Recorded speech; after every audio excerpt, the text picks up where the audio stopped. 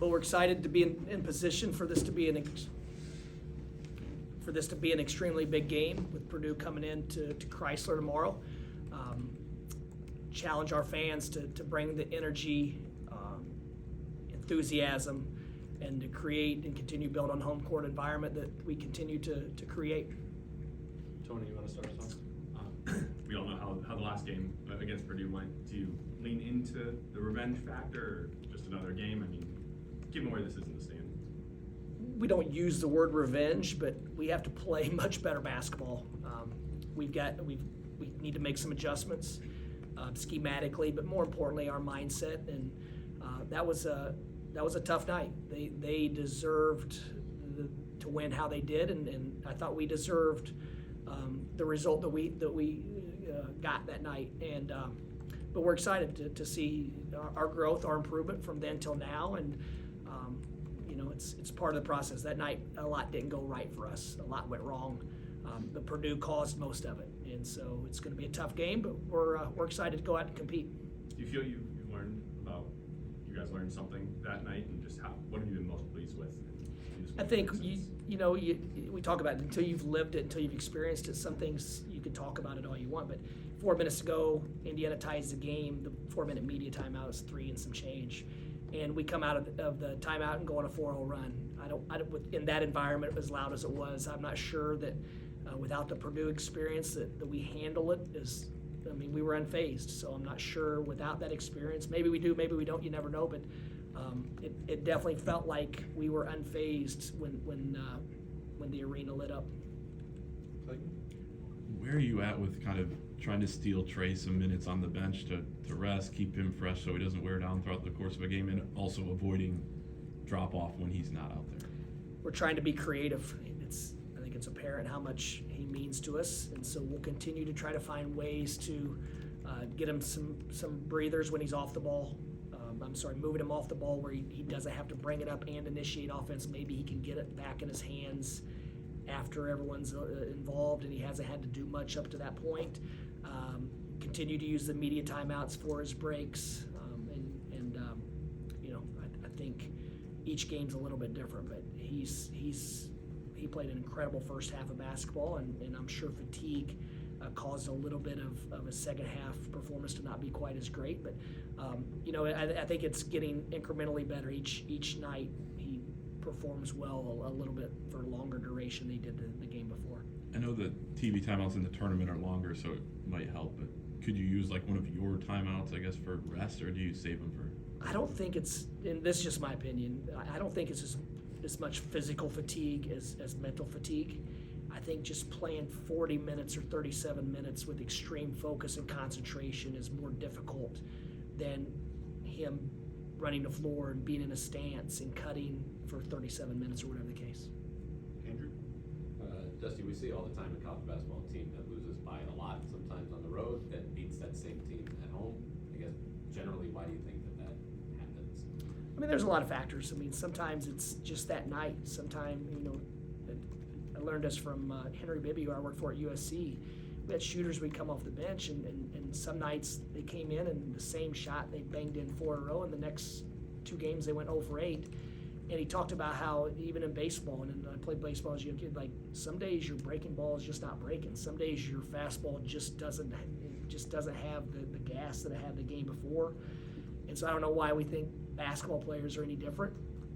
It might be injuries, it might be foul trouble, it might be that a group just really found a rhythm that game, and a lot of it is based on making shots and missing shots. There are a lot of games when you watch the same game, if those shots go in, the game looks a lot different than if those shots are missed and then they turn them into transition baskets or whatever the case. A lot goes into, in NBA, the saying is it's a make or miss game.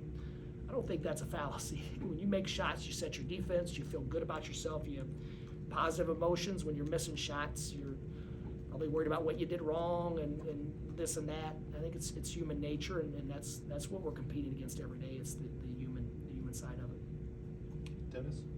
How do you look at handling the pressure against Purdue and bringing the ball up and stopping some of the big runs that were a problem last time around? Stopping the runs, obviously the turnovers take care of a lot of those runs. That they definitely won't happen as quick. You know, I don't want to really give up any of the schematic adjustments that we're going to make against Purdue, but without a doubt, we have to cut better, we have to screen better, we have to play with more physicality. We can't get knocked off of our spots, and so we've got to meet our passes better. We've got to put more on our passes. There's just a lot of fundamentals, but you know, we need to do that going forward against anyone. What'd you like about the lineup change that you made? I thought Reuben Jones made a lot of really nice complementary plays. I thought when you look at our baskets and when you go back and just isolate our good possessions, I thought he had a real key role in all of them, whether it was screening, a quick swing, whatever the case. He seemed to just function well, especially the first few minutes of the game. And then Roddy, I still think Roddy's going to have a breakthrough. I think he's going to have a breakthrough. He got 4 or 5 feet around the rim and it didn't drop. He continues to make big free throws down the stretch.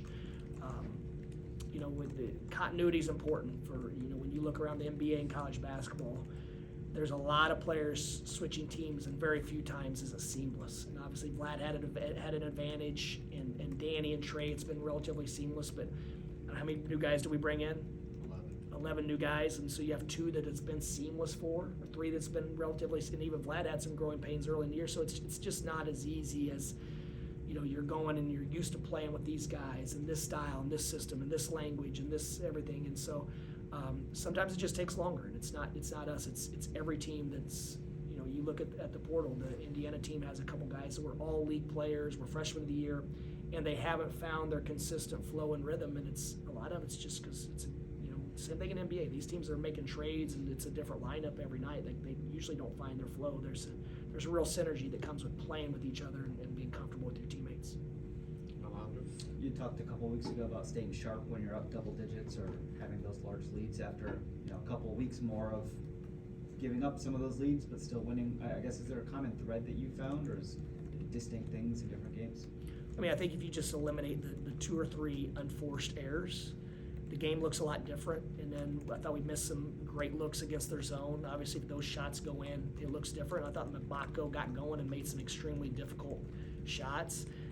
I thought we let Malik Renault get to his left hand a few times. That contributed to it. But, you know, I think UConn was up 26-10 or 12 on St. John's, and St. John's won. I mean, there's a lot of possessions. I mean, I just told Brian I'm so grateful that we're at the point where we're disappointed in margin of victory on the road at Big Ten arenas. So that's a heck of a tribute to our guys. That, you know, in our conversations all summer, all fall, last spring, to get to this point where you beat these teams. I mean, we've had a heck of our guys. You look at what they've been able to do on the road at Wisconsin, I mean, at both LA's. Show me another team that goes out and wins 2 in LA against those 2 programs and coaches, and then find a way to win at Indiana, to find a way to win at Rutgers against a team that, and obviously we caught a little bit of a break there with Harper being out. So, obviously we like to double our lead and triple our lead and quadruple our lead, but I mean, we're playing against a team on the other side that they also are trying to win and come back and play well. And so we'll continue to try to be better every single possession. Jonathan? Yeah, Pippen and Walters had like a bigger role against Rutgers, and then kind of less or so against Indiana. How do they deal with the inconsistency in playing time? How do they, or how do I? How do they? Head down, work, come to practice every single day, get in the gym extra, get extra film, take care of your body. It's the character is ultimately what allows guys to bust through. LJ Kaysen, I'm so proud of his breakthrough in the last week or 2 of practice. Because when those guys are practicing well and they have good spirit and energy about them and they continue to grow and improve, then you want to get them into the game.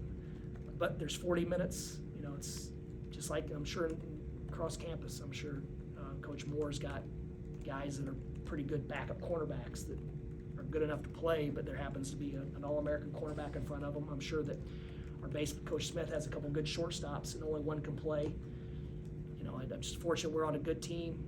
Very grateful we're on a good team, and how they stay with it is you know, you put your head down and work, and there's no other choice if you want to be prepared and ready for when your number's called. And it's a team sport. Those guys are young, and they contributed to us winning a big road game. So, but I'm more proud of their daily approach. It's tough. Our season's long, and when it's not happening the way you envisioned it, it's easy to lay down. But that's part of the life lessons that these guys are learning that you don't even realize it's in motion.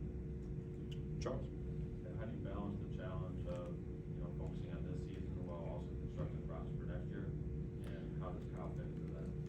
What was the last part of the question? And how does Kyle fit into that, help you out? Well, Kyle is doing a great job of splitting his roles of being on that side of it while also being a heck of a basketball coach and a very, very knowledgeable scout coach, very competent recruiter, and a great sounding board for me. We've been together so long that I can bounce some ideas off of him. But it's not like it used to be where we're recruiting every day, but recruiting is different now. It's keeping a pulse on what's going on in college basketball. It's keeping a pulse for what's going on in junior college basketball, Division II, because there's going to be this moment, and at that moment, everything's going to either hold together or guys are going to go in the other directions for a number of reasons, and you have to be prepared financially. You have to be prepared with decisive decisions. So now almost all of our focus is on our season, and to be honest, the more successful we are and the better our current players play, the easier it's going to be for us to recruit. And so that's why we've really invested and continue to invest in the time in the gym with our guys. I'm sure if you walked in there right now, there's probably a player or two in with an assistant coach getting extra work in, developing their game, and staying ready. Anthony? Yeah, obviously Purdue tomorrow and then a pair of rivalry games next week. Maybe not a sense of urgency, but what's the level of intensity you expect for these next couple of weeks? Exciting. I mean, it's going to be fun. I mean, when you look at our schedule and how many games do we have left, Tom? We have 8, and I think we have 3 on the road, 5 at home. Yes. And so we put ourselves in great position. And that's where you want to be in February, playing meaningful games. It should be fun. Obviously it's daunting when you look up and it's Purdue, then at Ohio State, and then back home against Michigan State. Is that correct? Mm-hmm. Yeah. That if you want to run a night's sleep, think about that before bed. But once again, I mean, it's part of the challenge. When you're in the Big Ten, you're in the SEC, you're in one of these leagues, it's not changing. I mean, you turn the page from one game to the next, and you've got a tough opponent waiting on you every single week. But yeah, these mean a little bit more because of the rivalries. So we're excited. Tony, do you have another? They did sort of it, but we'll build on it anyway. I mean, half a game back of the Big Ten lead. If you win, you're more tied for the lead, but a loss would mean 1.5 back, and then they own the tiebreaker. Is that something that you guys can even think about, or is basketball just another day? I mean, this is a very big game on a lot of fronts. Number one, to show that we can compete with one of the best teams in the country. And yes, we won a championship. We can't win the championship tomorrow.